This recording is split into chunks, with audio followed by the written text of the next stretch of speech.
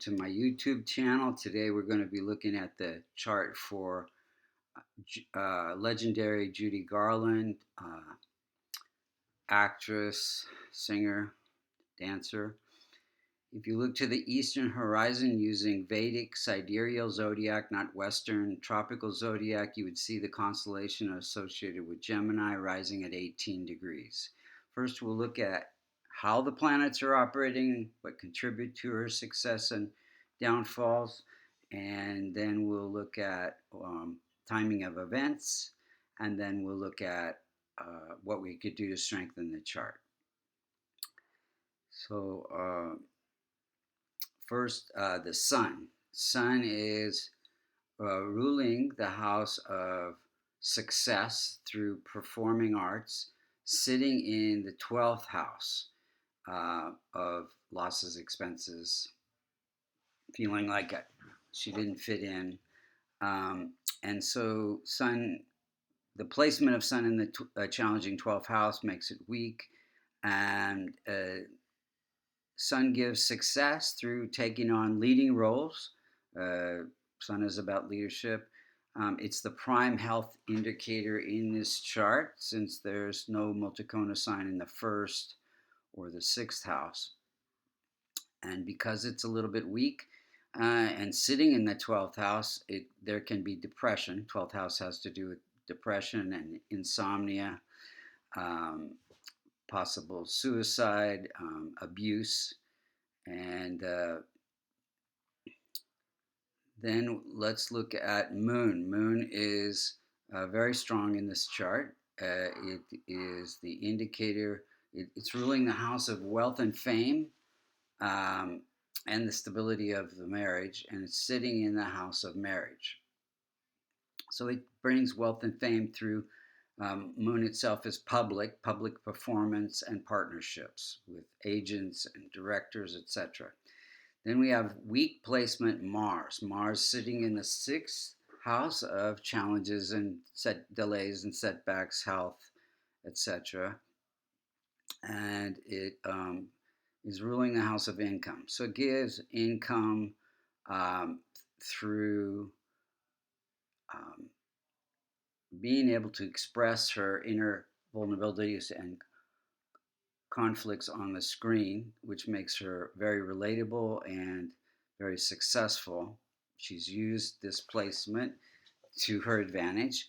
And then there are some issues with taxes, back taxes owed, and Mars sitting there in that house of issues with legal issues with taxes.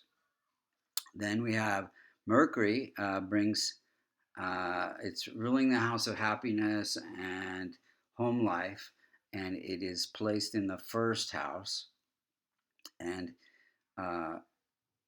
it is when Venus is in the first house, it's fairly strong. It's a little bit. First, let's do Jupiter. So Jupiter is ruling the house of marriage, and it is sitting in the fourth house of home life and happiness, and it's afflicted by Rahu. So it brings desire for home life, but unexpected events. So there was 5 marriages, I think, and Jupiter itself is the indicator for liver issues. She did have liver, kidney, hepatitis issues. And then Venus is in the first house, brings beauty. She's a sex symbol. And then it is ruling the house of the fifth house of creativity through entertainment and beauty. Then we have weak afflicted Saturn. Saturn is ruling the house of good fortune, and itself has to do with hard work and longevity and fear and doubt. So there was all of those things going on. She did have good fortune, but there was ups and downs, and Saturn is also afflicted by Rahu. Then we have, and it's weak. And then we have functional malefic Rahu and Ketu at 13 degrees. Uh, um, Rahu's in the fourth house, Ketu's in the career house. So it's learning to balance work and home life, which she had a difficult time with since there was 5 marriages. And then, so Rahu and Ketu are afflicting 6 out of the 12 houses. They're afflicting the career, creating ups and downs to the career. And then the second house of the stability in the marriage and wealth. There was issues with finances.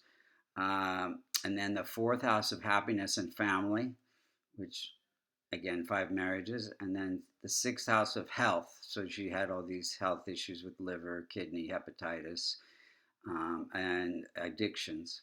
And then we have the eighth house of past trauma, early childhood trauma through, I think, some kind of abuse. And that eighth house has to do with longevity as well. And then the 12th house of depression, insomnia, and addictions. Then let's look at the timing of events. So I think they moved to LA from Minnesota when in 1926 during a Mercury period. Mercury has to do with home and changing of home. And then her father died in 35 during a Rahu period. Rahu creating unexpected events to the family. This was, I think she was 9 years old, so it was really devastating for her. Then she did The Wizard of Oz a year later during a Saturn period, bringing good fortune. And then she had her daughter Liza Minnelli in 1946 during a Venus period. Venus is ruling the house of children. Then she had another daughter in 52, I think also during a Venus period. And then A Star is Born was her next big film in 1955, and that's during a Mars period, bringing big income. And then in 1961, she was very much honored at the Carnegie Hall during a Sun period, Sun bringing success or ruling the house of success. Then we have got 5 Grammys in 62, somewhere around 1962, during again Mars period, bringing big income. And then in 1969, she made her last film during a Rahu period, bringing big changes. And then she overdosed and died in 1969 during a Rahu period. Rahu has to do with drugs and addiction, and then Rahu is afflicting Saturn, which has to do with longevity. So, what could be done to strengthen the chart? Definitely